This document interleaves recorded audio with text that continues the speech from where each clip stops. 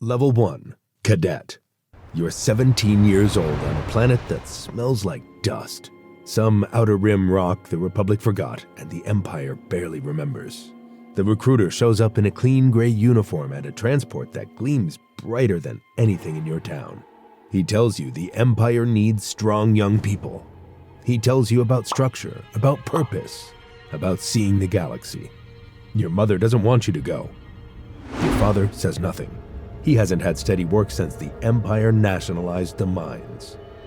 You sign the data pad and don't look back. The Academy strips you of everything. Your clothes, your hair, your name. You are TK 4187 now. A number. That's who you are. The instructors scream in your face while you sprint through obstacle courses rigged with stun panels that knock you flat if you're too slow. Cadets wash out every week. Some quit. Some get pulled and sent to labor details on worlds you've never heard of. You don't ask what happens to them. You just make sure it doesn't happen to you. They hand you a blaster rifle locked on low power and run you through live fire drills in a training pit called the Well. The walls reconfigure between rounds. Platforms hover and drop without warning. A girl from your unit breaks her collarbone on a bad landing and keeps running. That's the standard now. Pain is just information. The Empire doesn't want people who feel. It wants people who function. At night, you lie in a bunk that smells like disinfectant, and you think about home. Not often. Less and less, actually. That's the point. The Academy is replacing everything you were with everything they need you to be. One morning you wake up and realize you haven't thought about your mother in 2 weeks. You don't even feel guilty about it. That's when you know the training is working. Graduation is a parade ground and a speech about the Emperor's vision that you forget before it's over. They hand you white composite armor and a full-power blaster. The helmet seals over your face. The world goes narrow, filtered through a visor and a comm channel full of static.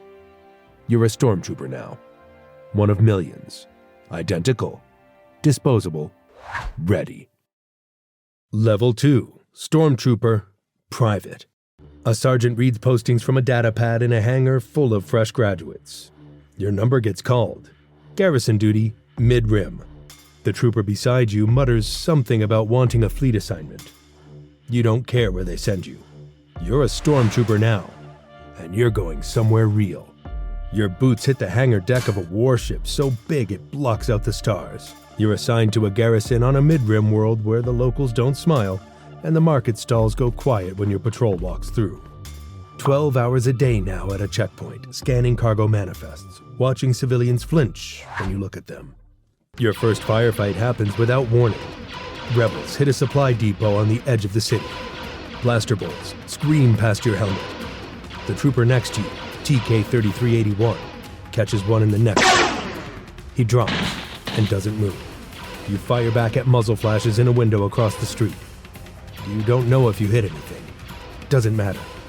You keep firing because that's what you were trained to do. Afterward, they clean up the depot and file a report.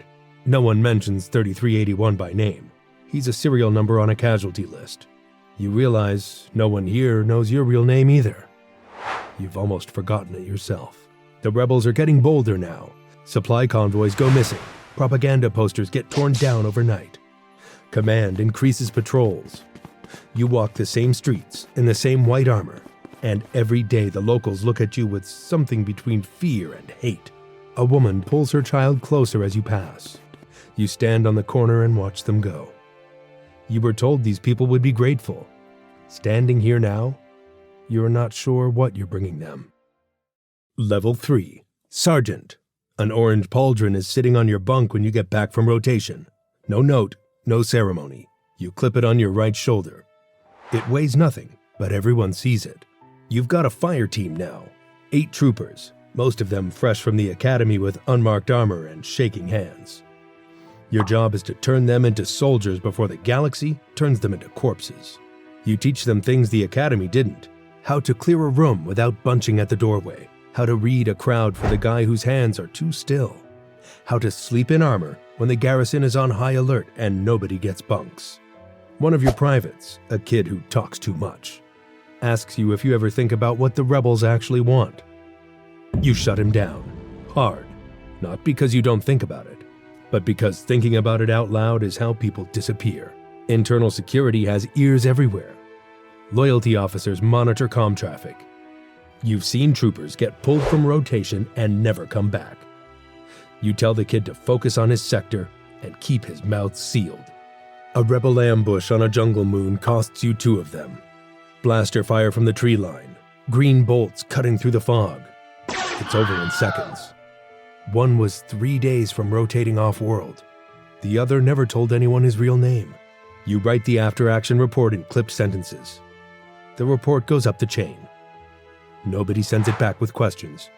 Nobody sends condolences either. Level 4, Squad Leader.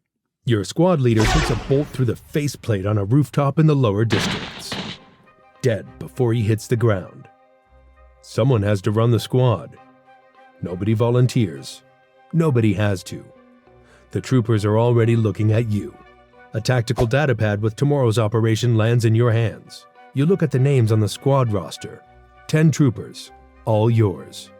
You're first through the door, blaster up, helmet scanning a dark room that smells like engine grease and sweat. A rebel safe house on the lower levels of an occupied city. Your squad pours in behind you. You clear the first room, then the second. In the third, you find a table covered in holodisks, comm equipment, and a map of Imperial patrol routes with your unit schedule circled in red. They've been watching you. They know exactly where you walk and when. You run a full squad now, and when the operations officer points at a map, your call sign is the one that gets the hardest objective. Tunnel networks under hostile cities, weapons caches hidden in civilian districts. The jobs where clean armor goes in and scorched armor comes out. Your squad respects you because you lead from the front. That's the only currency that matters at this level. Not rank, not speeches. The willingness to eat the same blaster fire you're asking them to walk into. The Empire sends your unit to pacify a farming settlement suspected of harboring rebels. You search every home. You pull families out of their beds at dawn. Children crying, women shouting in a language your helmet doesn't translate. You find nothing. No weapons, no transmitters, no rebel contacts. An officer you've never seen before walks the perimeter. "Burn the grain stores," he says. "As a warning." You hesitate. "That's an order, squad leader." You do it. You stand there and watch the fire climb. A farmer stands in his field watching everything he has disappear into smoke. He doesn't cry. He doesn't yell. His daughter stands behind him holding his hand. You think about your father back home standing in a field of dust after the mines closed. Same look on his face. Same silence. You push that thought down and walk back to the transport. Level 5, Platoon Lieutenant. You find out from a transfer list posted on the garrison command deck. Your designation, next to 2 words, Platoon Lieutenant. Effective immediately. Someone left a gray tunic folded on your desk. You wear it in command meetings and the armor in the field, and you now live in the gap between the two. Command sees numbers on a screen. Your troopers see a face through a visor. Your job is to translate one into the other and keep the body count low on your side. You plan operations now. A holo table in a dim room, where blue and red markers represent people who will live or die based on where you put them. The first time you lose a squad because extraction was 2 minutes late, you put your fist through the wall of your quarters. Nobody hears it through the durasteel. That's by design. Officers don't break down. Officers execute. Then one morning, the whole garrison goes quiet. You walk into the command center and every screen is showing the same feed. A battle station the size of a moon. Gone. Destroyed by a handful of rebel fighters. An officer standing next to you stares at the footage with his mouth open. "That's not possible," he says. But there it is. You can feel it move through the base like a shockwave. In the mess hall, troopers sit with their food untouched. In the barracks, no one says a word. If the rebels can do that, they can do anything. Morale drops. Desertions tick up. 2 troopers from 3rd Platoon vanish during a night patrol. No bodies, no signs of a fight. They just walked into the dark and didn't come back. Command tells you to tighten discipline, more drills, more surveillance on your own men. You're now spending more time policing loyalty than fighting rebels. And at night, alone in your quarters, you're starting to wonder which war you're actually losing. Level 6, Company Captain. The notification comes through on your datapad while you're cleaning carbon scoring off your armor. Company Commander. The officer who held the rank before you took shrapnel on Sereno and got shipped home in a medical pod. That's how promotions work out here. Someone falls and you step forward. The ground shakes so hard your teeth rattle. You're riding inside an armored walker on an ice world, and the snow outside has turned black from turbo laser fire. Over 100 troopers under your command now. Rebel scouts were detected in the system, and you've been sent to finish it. The walker lurches forward. Through the viewport, you can see the rebel base cracking under bombardment. All units advance, you say in the comm. Your voice sounds calm. Your hands are not. The base falls. You walk through the wreckage afterward. Abandoned equipment, half-packed crates, the still warm engines of transports that got away. Command calls it a victory. You count the escape pods on the scanner and know better.